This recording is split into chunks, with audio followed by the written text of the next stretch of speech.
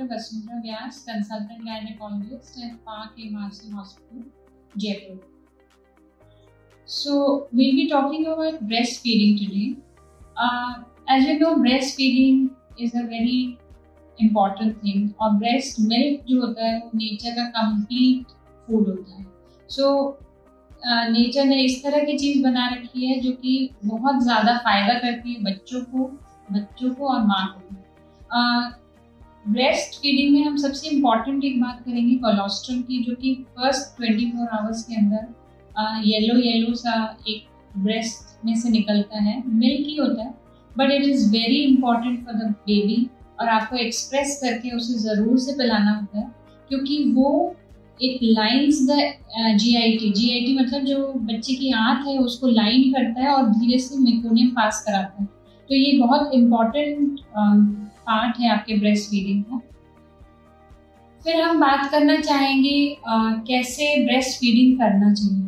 तो breast feeding के कुछ स्टेप्स इम्पॉर्टेंट होते हैं, जैसे कि कैसा पोस्चर होना चाहिए. प्रॉपर सिटिंग पोस्चर हो जिसके अंदर आप स्ट्रेट बैठे हों with support at the back and the baby is held in your arms. थोड़ा सा आपके बेबी का हेड ऊपर की तरफ होना चाहिए जिससे कि उसको ईजिली स्ट्रेट अंदर चला जाए मिल्क. तो ये इम्पॉर्टेंट पोस्चर होता है. उसके बाद आपको लैचिंग बहुत इम्पॉर्टेंट है. अगर हम कुछ समय लैचिंग पे दें तो इम्पॉर्टेंट है क्योंकि लैचिंग से माँ को भी फायदा है और बच्चे को भी. माँ को इसलिए फायदा है कि जो यंग मदर्स हैं, जो फर्स्ट टाइम मदर्स हैं, उनकी निप्पल में थोड़ी सेंसिटिविटी रहती है.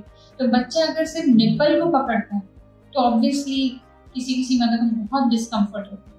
सो इट्स इम्पॉर्टेंट कि हम ये मदर को सिखाएं कि बच्चे का पूरा मुंह मदर का जो निप्पल के पास ब्लैक एरिया जिसे एरियोला कहते हैं उसको लैच करें. इसे डीप लैच और कंप्लीट लैच कहा जाता है. It's very important. इससे कंफर्ट लेवल बढ़ जाता है. बच्चे को भी बहुत अच्छे से मिल्क आराम से एक्सप्रेस होता है. बच्चे से भूखा नहीं रहता. तो डीप लैच इम्पॉर्टेंट है और लैचिंग से निप्पल सोरनेस नहीं होती. कई फीमेल्स में देखा गया है कि निप्पल में क्रैक्स आ जाते हैं तो उनको इतना डिस्कम्फर्ट होता है. क्रैक निप्पल्स के लिए अपन you can start with some ointments आते हैं, वो आपको दिए जा सकते हैं. आप घर में घी भी लगा सकते हैं. अदर देन दैट ये नहीं करना है आपको कि ब्रेस्ट मिल्क बच्चे को पिलाना ही बंद कर दें. पिलाते रहेंगे तो धीरे धीरे माँ को भी आदत हो जाएगी और बच्चे को भी लैचिंग की आदत हो जाएगी.